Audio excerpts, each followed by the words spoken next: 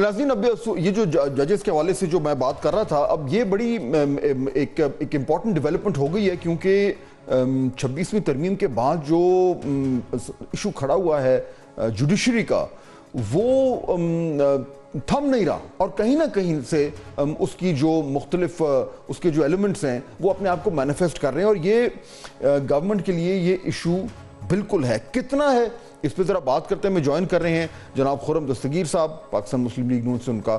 تعلق ہے۔ خرم صاحب السلام علیکم۔ سلام۔ اچھا خرم صاحب، یہ آپ نے نوٹ کر لیا ہوگا کہ یہ جو آج جو 5 اسلام آباد ہائی کورٹ کے ججز ہیں، انہوں نے اب سپریم کورٹ میں جو ہے یہ اپنا کیس لے گئے ہیں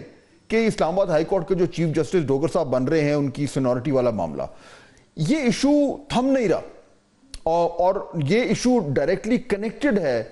26ویں ترمیم سے، جو کہ کنیکٹڈ ہے اس تاثر سے کہ حکومت جو ہے وہ اب کورٹ پیکنگ کر رہی ہے، عدلیہ کو اپنے نیچے رکھنا چاہتی ہے۔ تو یہ خرم صاحب، یہ معاملات کہاں جائیں گے گورنمنٹ کے لیے؟ یعنی مشکل ہوتا جا رہا ہے اس طریقے سے جوڈیشری کو جو ہے وہ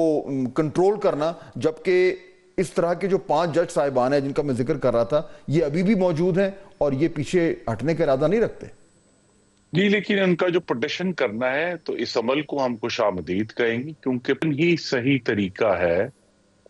ان معاملات کو ٹیکل کرنے کا۔ انہوں نے اب ایک ریٹن فارم میں جو ان کے خیال میں قانون اور آئین تھا، اس کی ایک پٹیشن کر دی ہے، اور اس پہ سپریم کورٹ اپنی رائے دے دے گا۔ اور یہ طریقہ کار جو ہے پٹیشن کرنے کا، یہ خط لکھنے سے یا بیان دینے سے یا بینچ کے اوپر ریمارکس دینے سے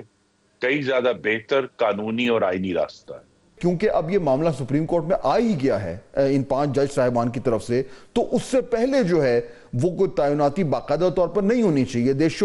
judicial commission should wait for judgment on this petition. آپ اگری کریں گے؟ نہیں، میں نہیں ایگری کروں گا جب تک سپریم کورٹ اس کے اوپر یا تو کوئی سٹے آرڈر فوری طور پر ایشو کر دے، انجنکشن دے دے کہ جی جب تک ہم یہ سن رہے ہیں یہ معاملہ، جب تک کوئی انجنکشن فیلڈ میں نہیں ہے، جو ایگزیکٹو ہے وہ ود ان اٹس رائٹس ہے کہ وہ جو ہے جو پورا پروسیس ہے اس کو جاری رکھے۔ جو ایک جنرل پرسپشن ہے وہ یہی ہے کہ عدلیہ کو جو ہے وہ چاروں طرف سے گھیر لیا گیا ہے، جو بھی کوئی ایسا رستہ تھا جہاں سے عدلیہ اپنی آزادی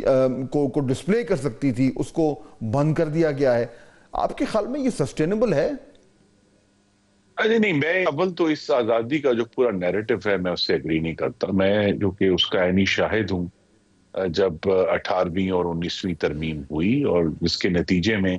اگر آپ اس کو ایک تجربہ کہہ لیں کہ یہ کوشش کی گئی کہ تمام ججز جو ہیں انہی کو یہ اختیار دیا گیا کہ وہ اپنے نئے ججز کا انتخاب کریں، اور وہ پوری جو ہے ڈسپلن کریں پوری جوڈیشری کو، اس کے اندر کوئی احتساب یا پرفارمنس جج کریں، اور عوام کو جو ہے ان کا جو ایشوز ہیں سارے پٹیشن کی صورت میں اس پہ ڈسپیچ کریں، کوئک ڈسپیچ کریں۔ یہ کوئی کام بھی ان 15 سالوں میں نہیں ہو پایا۔ تو لہٰذا اب اگر پارلیمنٹ نے قانون سازی کی ہے جس میں پہلے سے زیادہ پارلیمنٹ کا رول ہے، تو ہمیں اس کو، میں تو اسے خوش آمدید کہوں گا کہ وہ جوڈیشری جو اپنے آپ کو احتساب کرنے میں ناکام ہوئی ہے اور کسی طرح کی پرفارمنس کرائیٹیریا جو ہے اس کو ڈٹرمن کرنے میں ناکام ہوئی ہے، اپنے رولز ان کے پاس موقع تھا لکھنے کا، اس میں ناکام ہوئے، عوام کے کیسز کو ڈسپیچ کرنے میں وہ ناکام ہوئے، تو اب ایک نیا تجربہ جو ہے وہ کرنے کی ضرورت ہے۔ خرم صاحب، تھوڑا سا میں پولیٹیکلی بھی بات کرنا چاہ رہا ہوں۔ پاکستان تحریک انصاف نے اب یہ کہہ دیا ہے کہ جی ہم ایک بار پھر جو ہے وہ احتجاج کرنے جا رہے ہیں